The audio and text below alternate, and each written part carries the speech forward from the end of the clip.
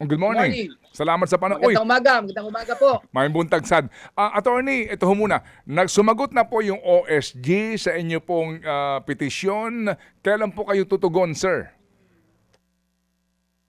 Actually, may draft na kami ng aming reply no, as early as 3:30 in the morning today. But of course, we await the comments of other friend lawyers who want to contribute likewise. No? But we gave ourselves a 2 p.m. deadline even if tomorrow pa yung aking yung deadline ko. Oo. So today po, ang deadline ninyo, ano yan? Deadline ba to submit Tomorrow pa ang deadline but we will tomorrow? at tomorrow ang deadline namin pero we are giving ourselves a 2 p.m. deadline. Alright. So technically po, ang deadline ninyo per Supreme Court order is until tomorrow po. Yes. Pero i-submit namin ngayong hapon, Alright. inshallah. Sige, so attorney, yung pong inyong kliyente, kung mamarapatin po ninyo, the usual question po na aming naitanong sa inyo for several occasions, nasaan ngayon si Senator Bato? Well, as of the moment, di ko talaga alam kasi nung confirmed na umalis siya at 2:30 in the morning, nakaalis ako earlier mga 1:30 or 1:45 in the morning, no? Di kami nakapag-usap na meron siyang plano na ganun. Parang I don't know what happened after I left. So, nung dumating nga ako mga 9 o'clock in the morning, I really had no idea na wala na pala siya dun sa Senado. Kaya pala yung supervisor ng USAA nagtanong sa akin kung sigurado ba daw na si Senator Bato ang nagpaakyat sa akin. Sabi ko, presumed na yun, kaya ako naman ang lawyer. So, pinaakyat naman ako. I really do not know, sir. Attorney, meron po akong interview na napanood during the time that this is happening. I think yung binabanggit nyo na around 1 a.m. Meron pang nagtanong na media sa inyo kung nasan si Senator Bato. Tama po ba? Tapos parang may Yes. pinakita kayong litrato. So, yun po, wala, as in like no Yes. idea, no discussion with Senator Bato tungkol po sa pag-alis niya. Wala talaga kayong kaalam-alam. Ang nangyari kasi mga 1 to 1:30 pumunta kami ni Senator Bato doon sa crime scene yung sa area ng putukan, tapos picture pa kami doon para for posterity purposes at saka ebidensya na rin na nandun talaga sa Senado. So pinost ko yun. At pagkatapos noon, umakyat po kami sa taas at nagkausap kami about his legal remedies under the law. He was inquiring as to ano ba talaga yung Section 17 ng Republic Act 9851, and I was explaining to him yung surrender mechanism nga.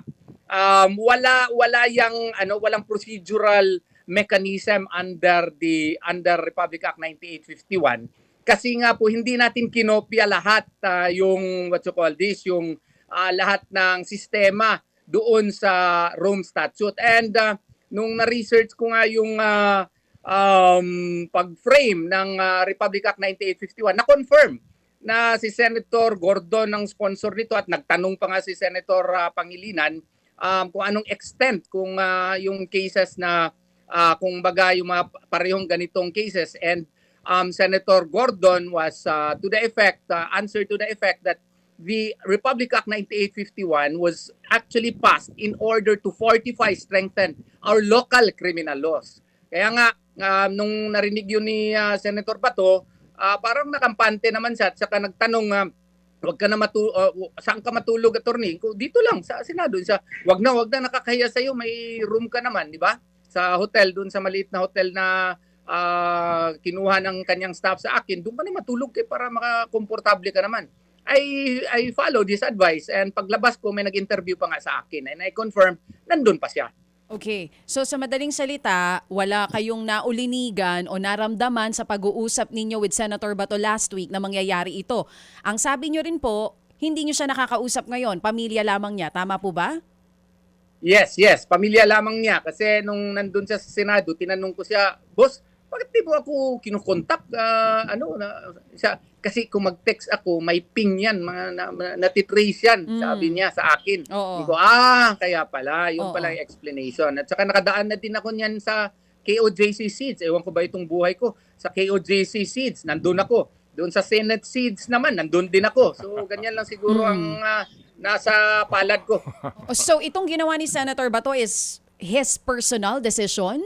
Wala po kayong advice na gano'n? Wala akong advice na ganun. Of course, as a lawyer, I only present alternative courses of action to my client. Ilang beses ko na yan nasabi. I discuss the strength, weaknesses, opportunities, strengths, no, of such alternative courses of action. I let the client decide. Honestly, before I left, hindi namin napag-usapan yan. Yun lang mga ibang mga options niya. Attorney, ano ang public perception kasi ngayon, ito based sa mga nakikita ko online, kung wala talagang ginawa namang mali, bakit nawala? Bakit nagtatago na naman ulit ngayon? Ano po ang paliwanag nyo doon? Dito sa pangalawang pagkakataon na nawawala na naman si Senator. There is really so against him. Walang klaro sa kanya under local jurisdiction. At saka granting for the sake of argument na may jurisdiction pa nga ang ICC dito, to which we question that, granting for the sake of argument na may jurisdiction pa siya. Yung recognition of a warrant of arrest is different from enforcement of a warrant of arrest. Kaya nga po, ang sa amin dito, the Constitution is supreme in our jurisdiction. Just because there is a foreign process, it does not mean that you will surrender. It does not mean that just because the president decides, no, if ever he decides na we will surrender Bato to the ICC, it has to pass through local courts because that is what is provided for by the 1987 Constitution, that no person shall be deprived of life, liberty, or property without due process of law. Mandate din ito ng customary international law. Hindi na lang natin pag-usapan yung Article 59. What about Article 9 of the International Covenant on Civil and Political Rights? What about Articles 8 and 9 of the Universal Declaration of Human Rights? Saka sa ibang mga interviews ko, I can cite you 15 cases and other cases na lahat ng constitutional democracies, pag may arrest warrant, dadaan talaga yan sa local courts. I can cite you example, yung kay Nassim case, kay El Masri case. Libyan siya, nadakip siya doon sa Italy, pero the Italian courts, no, entertained his petition which was filed before it and decided even in his favor and deported him back to Libya. In Ivory Coast also, yung Simon Gbagbo case. May kaso siya, may ICC warrant siya, but the Ivory Coast local courts entertained his petition and he's found out that his rights were not respected.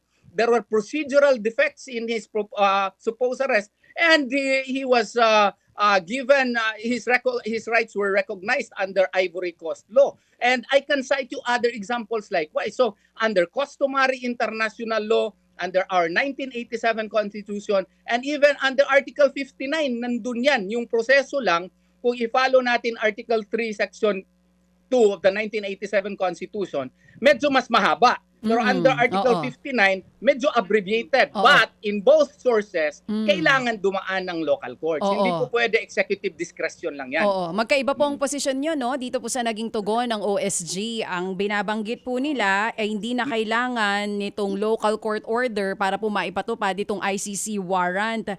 Matanong ko lang po, kung kasi na-explain nyo na rin yung sagot nyo na yan, dun sa tanong ko na kung walang ginawa, bakit nagtatago? It seems like ang binabanggit nyo po sa sagot nyo ngayon, ine-exhaust nyo lang lahat ng pupwede pang posibilidad na maibigay or due process for Senator Bato. Ngayon, ano pong sagot nyo dito? Ang banggit ng OSG, hindi dapat maging sanctuary for impunity ang Senado, lalo na rin po ang Pilipinas. Ano pong tugon nyo dyan? Reaksyon? Ang tugon namin dyan ay hindi naman ito a matter of a question of what you call this, yung sanctuary of impunity. Wala ngang local confirmation, local judicial confirmation yung kanilang process. Ang sa amin is, yung ngang foreign judgment, yung divorce decree, ma-divorce ka doon sa abroad. Kailangan nga yan under Rule 39, Section 48, ipa-confirm, ipa-affirm mo dito by a local courts. How much more for a foreign warrant of arrest which will curtail your right? Yung nga po, attorney, kumbaga attorney, same answer to the previous question, ano po? Yang inyo pong argument. Same answer. Correct. But Sige how po. can we call him a fugitive from justice when there is no when there is no proper charge Yes. that has been Yes, sir. confirmed under Opo. Philippine laws. Opo, yes sir. Yes. At well said, ano ho, and you mentioned that several times nga po, no, na iba ho ang inyo Yes, pong pananaw. Okay, sige. So, attorney, may ugong-ugong na naman kasi na baka magkaroon ng change sa leadership in the Senate. Baka kakailanganin naman pong mag-appear ang inyo pong kliyente at bumoto na naman. Ano ho bang balita natin? Well, that's an option also that can be decided only by Senator Bato de la Rosa. No? For all you know, nandyan lang siya sa tabi-tabi. Naghahanap lang ng paraan. Kung kinakailangan na nandun na naman siya, iiwasan lang niya yung NBI kasi hellbent talaga yung NBI na nadakpin siya. Baka makapasok uli, we never know. But that's a matter that can only be decided by Senator Bato de la Rosa. Okay, sige po. So aantabay ho kami, attorney, sa inyo pong mga gagawin po na answer dito po sa naging reply po ng OSG. At muli ho kaming nagpapasalamat sa inyo for giving our show your version and side of the story para ho naman natin mabalanse ang isyong ito, attorney. Yes po. Maraming salamat din po, Sir Ted. Maraming salamat sa oportunidad. Opo, as always, thank you, Attorney Israelito Torion, abogado po, isa sa mga abogado ni Senator Bato. Mga kapatid, patuloy po kayong tumutok sa 105.9 True FM para sa totoong balita, impormasyon, music and entertainment. Mag-subscribe sa aming YouTube channel at podcast at sundan nyo kami sa Facebook, Instagram, X at TikTok sa True Network PH. Bisitahin din po ang aming official website, truefm.ph. At panoorin din kami sa True TV Signal, Channel 19. Kami po ang 105.9 True FM. Laging true sa'yo, kapatid.